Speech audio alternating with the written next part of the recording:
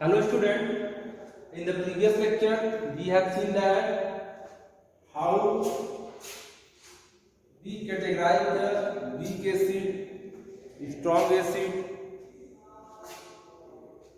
weak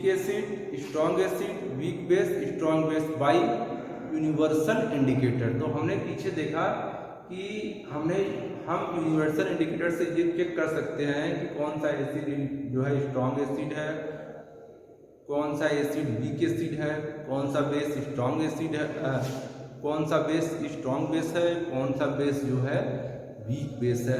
तो इन सारे question को जो आंसर जो है वहाँ पीछे हमने देखा कि यूनिवर्सल इंडिकेटर से ऐसा नहीं, सभी एसिड का स्ट्रेंथ सेम नहीं होता, सभी बेस का स्ट्रेंथ सेम नहीं होता। जिस एसिड के पास H+ आयन ज़्यादा होंगे वो स्ट्रॉन्ग एसिड होता है, जिस एसिड के पास H+ आयन कम होंगे वो वीक एसिड होता है, जिस बेस के पास OH- आयन ज़्यादा होंगे वो स्ट्रॉन्ग बेस होगा, और जिस बेस के पास लेस OH- आयन होंगे यानी कम OH- आयन होंगे वो बेस जो है वीक बेस होगा। तो इन सारे क्वेश्चनों का वहाँ पे पीछे हमने देखा। अब यहाँ पे हमने पढ़ने जा रहे हैं, थोड़ा सा जो है थियोरेटिकल पार्ट है, importance of pH in everyday life. What is the importance of pH का हमारे जीवन में क्या महत्व है, इसके बारे में हमने यहाँ पर कुछ कॉमन सेंस की बातें पढ़ने जा रहे हैं कि जिसको हम डे टू डे लाइफ में देखते हैं। तो 1 बाय 1 करके हम देखेंगे, थोड़ा सा NCERT को पढ़ते हुए आपको हम बताएंगे, आप इसको समझने की कोशिश करेंगे, ज़्यादा टफ नहीं है। तो पहली चीज़ क्या है, importance of pH in everyday life. Importance of pH in everyday life, pH का हमारे जीवन में क्या रोल है, क्या महत्वपूर्ण रोल है। तो पहला है, और plants and animals pH sensitive. क्या प्लांट्स एंड एनिमल्स जो है pH को महसूस करते हैं। तो इसको हम इस तरह से देख सकते हैं कि जैसे हमारा बॉडी जो होता है, आवर बॉडी वर्क करता है, जो हमारा नॉर्मल बॉडी का जो pH होता है 7 to 7.8 होता है। pH जो होता है नॉर्मल बॉडी का 7 to 7.8, यानी बेसिक मीडियम में हमारा जो बॉडी वर्क करता है लगभग वो बेसिक मीडियम में वर्क करता है। तो बॉडी का pH जो होता है 7 to 7.8 pH में वर्क करता है। तो अगर इससे कम होता है pH तब भी क्या होगा, बॉडी का, अगर आपकी बॉडी का मतलब ह्यूमन बॉडी का अगर इससे pH कम होगा तो भी नुकसानदायक होगा, इससे pH ज़्यादा होगा तो भी वो क्या होगा, नुकसानदायक होगा। तो जैसे ये सर्वाइव है ना, तो जैसे सर्वाइव ओनली, यहाँ पे कुछ दिया है कि living organism can survive only in a narrow range of pH when pH of rain water is less than 5.6 it is called acid rain.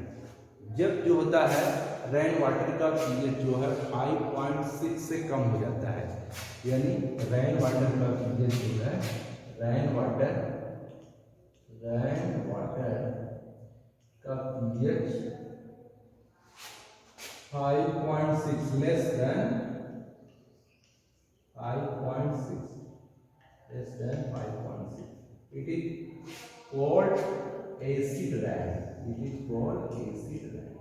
इसको बोलते हैं एसिड रेन। इसको आप जानते हैं पीछे अम्लीय वर्षा, मतलब जब जो रेन वाटर होता है उसका pH अगर 5.6 से कम हो जाता है तो उसको बोलते हैं acid rain. When acid rain flows into the river it louvers the pH of the river water. जब यही एसिड रेन जो होता है रिवर्स में फ्लो करता है, जब यही एसिड रेन जो होता है रिवर्स में फ्लो करता है, तो the survival of aquatic life in such reverse become difficult. तो उसमें जो एनिमल्स होते हैं, जो एनिमल्स इसमें रहते हैं रिवर्स में, जो भी एनिमल्स रहते हैं, तो उनका जीवन जो होता है कठिन हो जाता है, क्योंकि इस pH में pH अगर 5.6 है तो उनका बॉडी जो है नॉर्मल, उसका बॉडी जो है वर्क नहीं करता है, तो अक्सर जो होता है कि उनकी मौत हो जाती है, उनकी डेथ हो जाती है, वो जिंदा नहीं रहते इस कंडीशन में जब pH क्या होता है 5.6 से कम हो जाता है। और एक चीज़, दूसरी चीज़ आपको यहाँ हम बता दें कि एसिड रेन क्या होता है। एसिड रेन जैसे आप जानते हैं कि हमारे इन्वायरमेंट में सल्फर डाइऑक्साइड गैस और नाइट्रोजन डाइऑक्साइड ऑलरेडी प्रेजेंट होती है ना। ये सल्फर डाइऑक्साइड गैस और नाइट्रोजन डाइऑक्साइड ये ऑलरेडी प्रेजेंट होती है। तो ये क्या करते हैं, जब बारिश होती है, रेन होती है, तो जब वर्षा होती है तो ये वाटर से रिएक्शन करके, जैसे ये वाटर से रिएक्शन करके ये किसमें चेंज होता है, सल्फ्यूरिक एसिड में चेंज हो जाएगा।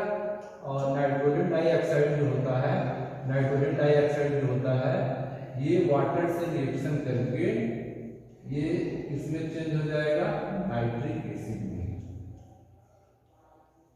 तो देखो nitric acid and sulphuric acid ये दोनों का फॉर्मेशन हो जाता है, तो इसी को बोलते हैं एसिड है। यानी जब इन्वायरमेंट में नाइट्रोजन डाइऑक्साइड या सल्फर डाइऑक्साइड गैस का अमाउंट बढ़ जाता है तो वो वर्षा के समय वो वाटर से रिएक्शन करके सल्फ्यूरिक एसिड और नाइट्रिक एसिड में चेंज हो जाती है।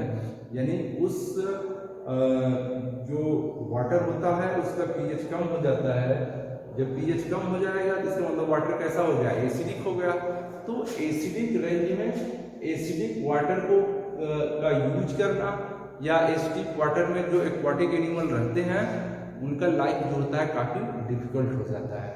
तो नॉर्मली जो बॉडी का जो हमारे बॉडी का पीएच होता है, यानी ह्यूमन लाइफ या किसी मतलब एनिमल का या मतलब ह्यूमन का पीएच जो है 7 to 7.8 होता है। अगर पीएच इससे कम या ज़्यादा होता है तब वो वाटर जो होता है उसके लिए नुकसानदायक होता है। यानी कि वो जब पीएच वहाँ पे कम होगा या वाटर का पीएच कम होगा तब आप उसी को यूज करेंगे तो आपके शरीर में जो है बॉडी में एसिड की मात्रा बढ़ जाएगी, जिससे आपकी बॉडी का भी पीएच कम हो जाएगा।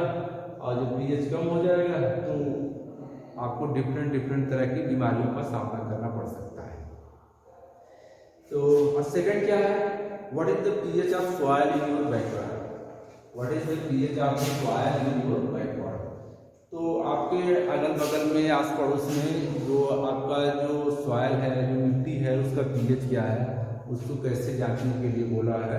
तो उसको कहा है कि थोड़ा सा आप मिट्टी ले लीजिए, सॉइल ले लीजिए और उसको जो है वाटर में डिजोल्व कर लीजिए, किसी बीकर में डिजोल्व। पहले एक एक्टिविटी दिया है कैसे उसको करना है, तो उसको किसी बीकर में डिजोल्व कर लीजिए और बीकर में डिजोल्व करने के बाद उसको फिल्टर कर लीजिए। उसको फिल्टर करने के बाद जो फिल्ट्रेट है उसका आप पीएच निकालिए, उसका आप पीएच निकालिए और फिर पीएच निकालने के बाद जो पीएच आता है उसका पीएच किससे निकालेंगे, बाय यूनिवर्सल इंडिकेटर से। तो आप यूनिवर्सल इंडिकेटर से निकालते हैं तो पीएच जो भी पीएच आता है 5 आता है, 6 आता है, 7 आता है, 8 आता है, तो आप उतना उसको राइट कर लीजिए। तो आप उससे पता लगा सकते हैं कि इस पीएच में अगर सॉइल का पीएच ये है तो कौन कौन से प्लांट यहाँ पे अच्छे से उग सकते हैं, कौन से प्लांट का डेवलपमेंट यहाँ अच्छे से हो सकता है। तो इसी तरह से आप डिफरेंट जगह का डिफरेंट प्लेस का सॉइल कलेक्ट करिए और उसको करने के बाद उसका पीएच निकालिए। पीएच निकालने के बाद आप बता सकते हैं कि किस प्लांट के लिए कितना पीएच सही होता है, किस प्लांट के लिए कौन सी मिट्टी सही होती है, या फिर उसका पीएच कितना होना चाहिए, है ना। जैसे हमारे यहाँ मैंगो ट्री जो होता है, आम के पौधे ज़्यादा होते हैं, तो यहाँ पे जो हम पीएच निकालेंगे तो उसका जो भी पीएच होगा तो हम ये कह सकते हैं कि इस पीएच रेंज में जो है इस प्लांट के लिए मतलब ये प्लांट आसानी से उग सकते हैं, आसानी से डेवलपमेंट हो सकते हैं। इसलिए इसी तरह डिफरेंट प्लेस का आप सॉइल कलेक्ट कर सकते हैं, उसको कलेक्ट कर सकते हैं और उसका पीएच निकाल के आप बता सकते हैं कि इस प्लांट के लिए सॉइल का पीएच कितना होना चाहिए, इस प्लांट के लिए सॉइल का पीएच कितना होना चाहिए। तो इस तरह के सारे क्वेश्चन को आप जवाब दे सकते हैं। अब इसके बाद नंबर 3 है pH in our digestive system. PH in our digestive system ये बहुत इंपॉर्टेंट है। तो pH in our digestive system, तो डाइजेशन में पीएच का क्या रोल होता है कि हम जानते हैं कि हमारा स्टमक जो होता है हाइड्रोक्लोरिक एसिड प्रोड्यूस करता है। हमारा स्टमक जो होता है हाइड्रोक्लोरिक डाइजेशन के समय हाइड्रोक्लोरिक एसिड प्रोड्यूस करता है। तो अगर ये स्टमक जो है ज़्यादा मात्रा में, यानी कि ज़्यादा मात्रा में हाइड्रोक्लोरिक एसिड प्रोड्यूस करेगा। ये कब करता है? इनडाइजेशन के केस में। जैसे कभी कभी हमारा पेट खराब हो जाता है तो उसका कारण क्या होता है कि उस कंडीशन में, जैसे एसिडिटी बोलते हैं कि लोग बोलते हैं कि एसिडिटी हो गया है, तो एसिडिटी के केस में क्या होता है कि हमारा स्टमक जो होता है उस ज़्यादा अमाउंट में हाइड्रोक्लोरिक एसिड प्रोड्यूस करता है, तो हमको एसिडिटी की प्रॉब्लम हो जाती है। तो उस एसिडिटी को दूर करने के लिए, उसका उपचार करने के लिए हम किसी बेस का यूज करते हैं, जिससे कि वो एसिड जो है जो ज़्यादा मात्रा में एसिड प्रोड्यूस हो रहा है उसको न्यूट्रलाइज करने के लिए हम किसी बेस का यूज करते हैं। इस बेस का नाम होता है, जिससे हम शुरू में बताया था हमने, मिल्क ऑफ मैग्नीशिया, जिसको मैग्नीशियम हाइड्रोक्साइड कहते हैं। एक मेडिसिन होता है मिल्क ऑफ मैग्नीशिया,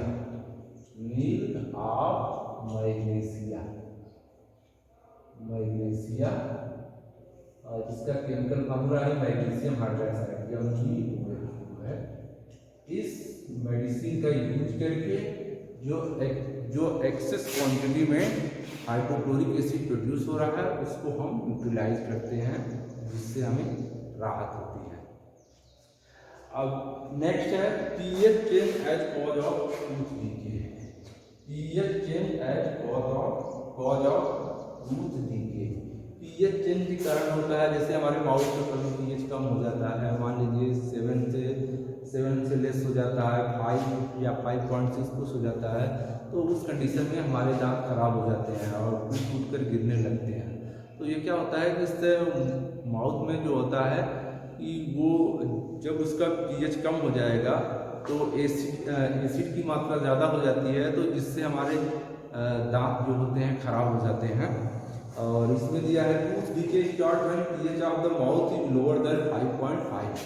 जब हमारे माउथ का पीएच जो है 5.5 से कम हो जाता है तो दांत गिरना स्टार्ट हो जाते हैं। Tooth enamel made of calcium phosphate is the hardest substance in the body.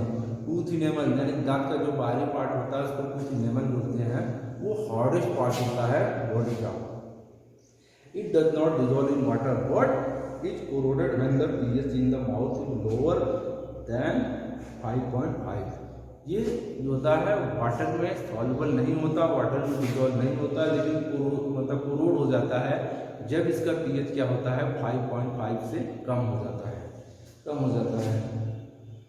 तो हम ऐसे केस में क्या करते हैं, इस केस में जब हमारे माउथ का पीएच 5.5 से कम हो जाता है तो उस केस में हम ऐसे टूथपेस्ट का यूज करते हैं जो अक्सर बेसिक हो, उसको न्यूट्रलाइज करने के लिए, जो एसिड प्रोड्यूस हो रहा है माउथ में उसको न्यूट्रलाइज करने के लिए हम ऐसे टूथपेस्ट का हमें यूज करना चाहिए जो बेसिक हो, जिसमें बेस ज़्यादा हो। तो देखो, using toothpaste which are generally basic for cleaning the teeth can neutralise the excess acid and prevent tooth decay. तो हम ऐसे बेस का यूज करते हैं, टूथपेस्ट का यूज करते हैं, ऐसे टूथपेस्ट का यूज करते हैं जिसमें बेस होता है ना। तो वो क्या करता है, जो एक्सेस अमाउंट में माउथ से एसिड प्रोड्यूस होता है उसको क्या करता है, न्यूट्रलाइज करता है। नेक्स्ट है self defence bye animal and plant through chemical warfare. Self defence bye animal and plant through chemical warfare, मतलब एनिमल एंड प्लांट जो होते हैं वो सेल्फ डिफेंस करते हैं केमिकल वॉरफेयर से। तो इसमें क्या है, have you ever been stung by a honey bee? Bee sting leaves an acid which causes pain and irritation. Bee honey bee यानी मधुमक्खी जब आपको काटती है, जैसे आपने देखा है जब मधुमक्खी काटती है तो आपको दर्द होता है ना। तो वो क्या करती है, एक एसिड प्रोड्यूस करती है। जब स्टन करती है आपके कहीं बॉडी के किसी पार्ट में, तो वो एक एसिड प्रोड्यूस करती है और उसी के कारण जो होता है आपको दर्द होता है, मतलब जलन होती है वहाँ पे। तो उसको न्यूट्रलाइज करने के लिए, उस दर्द को दूर करने के लिए हम किसी बेस का यूज करते हैं। Use a mild base like baking soda on the stung area gives release. हम जैसे जब हमको मधुमक्खी काटती है बॉडी के किसी पार्ट में, तो वहाँ पे एक एसिड प्रोड्यूस करता है जिस कारण जिसके कारण हमें दर्द होता है, तो उस दर्द को दूर करने के लिए हम बेकिंग सोडा का यूज़ करते हैं। तो बेकिंग सोडा का थोड़ा सा वहाँ पे हम लेप लगा देते हैं, तो हमको काफ़ी रिलीफ मिलता है, क्योंकि जो एसिड प्रोड्यूस होता है उसको क्या करता है, न्यूट्रलाइज कर देता है। तो ये सारे पॉइंट थियोरेटिकल थे पीएच के बारे में। इसमें बहुत कुछ नहीं बताना है, इसको आप पढ़ सकते हैं, समझ सकते हैं। तो ये आप इसको पढ़ लीजिएगा एक बार, एनसीईआरटी को एक बार, 2 बार, 3 बार, उसको आप जितना पॉइंट है उसको पढ़ लीजिएगा। इसको आप आसानी से समझ जाएंगे, इसमें कुछ कोई लॉजिक अलग से नहीं है।